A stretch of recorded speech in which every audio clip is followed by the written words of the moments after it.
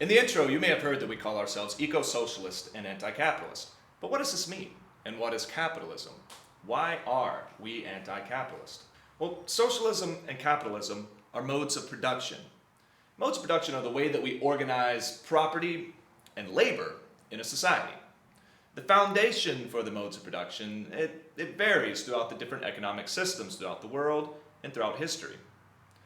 Some examples of ancient modes of production include feudalism, which we all know of, with its kings and lords and peasants, as well as the slave aristocracies of ancient Greece and Rome, Sumeria, or even Egypt with their god kings. These modes of production are defined by the class relations intrinsic to their economies. In European feudalism, the royalty class, or the kings, owned all the property within the kingdom, but due to the immense size of the kingdom, managing it all required a further separation into a lower class. Thus was born the nobility, or lord class, who were given large tracts of land to control and to protect. Now, below the noble class was the peasantry, who were little better than the slaves that existed before them. They were tasked with laboring for the upper classes on the land provided for them, doing tasks such as cultivating grain and vegetables, farming livestock, and tool production. Now, what we would call taxes today were paid during that time with the direct products of the serfs' labor, such as the crops that they grew or the metal that they would forge, instead of money. But how does all this relate to capitalism? Capitalism is the mode of production that maintains the antiquated system of ruling class dominating over a lower class. Under capitalism, class relations are simplified from 3 classes to 2. The capitalist class, classically referred to as the bourgeoisie, and the working class, classically referred to as the proletariat. Now, the capitalist class is defined by their ownership of large portions of the world's means of production. There are a handful of ultra-billionaires who control large portions of the world economy, such as mines, factories, industrial farming areas, so on and so forth. Now, according to Forbes, the top 10 richest people in America alone own over $523 billion in wealth, and that does not include the Walton heirs. These people control our media, our land, and our food. They own the world, but their wealth is dirty. Their wealth was gained through primitive accumulation and exploitation. Now, what primitive accumulation is, it's the process that existed in pre-capitalist societies, the way that they built their wealth. Now, for Americans, the obvious example of this process is the genocide of the Native Americans, in which European colonists violently stole lands and resources from the people who originally lived on them and worked them. Also, another example would be the use of slaves from Africa throughout American history to build the wealth of the white ruling class. Now, exactly how workers are exploited under capitalism will be discussed in a further video. But the working class, recently labeled the 99%, is basically everyone else. Now, due to primitive accumulation, the working class has been left in a very fragile position in society. We own no significant property other than individual property, often bought on credit, like your car or your TV, maybe even the furniture in your house. The working class, under the capitalist system, must sell their labor to the capitalists in order to survive. We don't need to look very hard to see the results of this inherent inequality. Worldwide, the working class is both growing in number and shrinking in total wealth. The capitalist desire for expansion and increasing rate of profit ultimately drives humanity recklessly toward environmental and societal destruction. Along the way, the gains from all of this are privatized for the few, while the work for all of this is socialized for everyone else to do. Tons and tons of food and consumer goods are regularly destroyed to maintain market productivity while people starve and live without.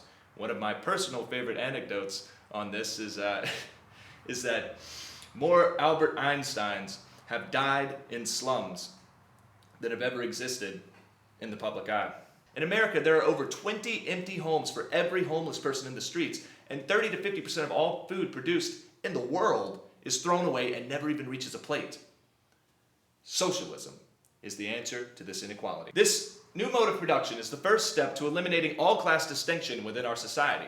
The working class inherits the means of production as socially owned property, and we use the lessons of democracy and the core tenets of basic human rights to ensure that our economy works for everyone, not just the privileged elite. Communities would be allowed to build cooperatively, trade without inequality, and practice democracy in the workplace, which would deliver access to the fruits of our labor. This is famously referred to as expropriating the expropriators, in which the crimes of the primitive accumulation would see justice as stolen land and resources are returned to community ownership and enjoyment. We put people over profit, embracing our ability to produce an abundance of goods to ensure that no working person goes without. No longer will homes sit vacant while people sleep in the streets, and no longer will food be burned or rot in landfills while people across the world starve to death while working their lives away. We will use scientific knowledge to guide our trajectory into the future and make that future possible on Earth in the face of climate change. The capitalist drive for profit has overridden the human drive for survival. Our unquenchable thirst for fossil fuels is being driven by large state subsidies. We are funding the end of the human race in order to build a temporary profit for the owners.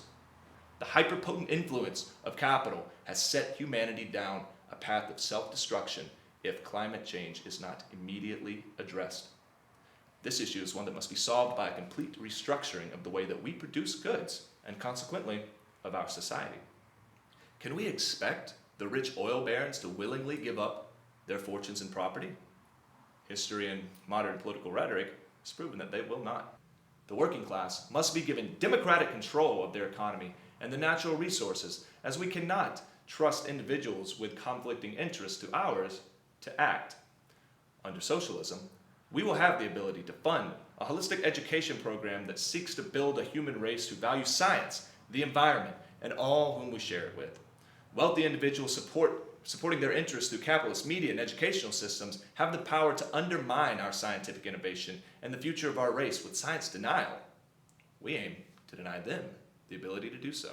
With a socially owned economy, scientific advances and technological breakthroughs like artificial intelligence and automation would be embraced to increase productivity while decreasing the amount of labor required to reproduce society.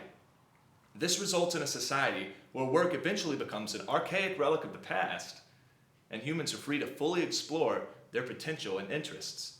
Under capitalism, automation increases productivity while also increasing unemployment and human suffering. Your job gets taken by a robot, you don't get paid anymore. Socialism is, by necessity, a mode of production that is built on the principles of solidarity among the people. We say no to racism, sexism, homophobia, transphobia, ableism, and all discriminatory power imbalances that are inherent to a class society's stability. Now, in the next episode, we'll continue this discussion, but we'll dive a little deeper into the scientific philosophies that socialists generally follow and how we use them to analyze the world on both a macro and a micro scale.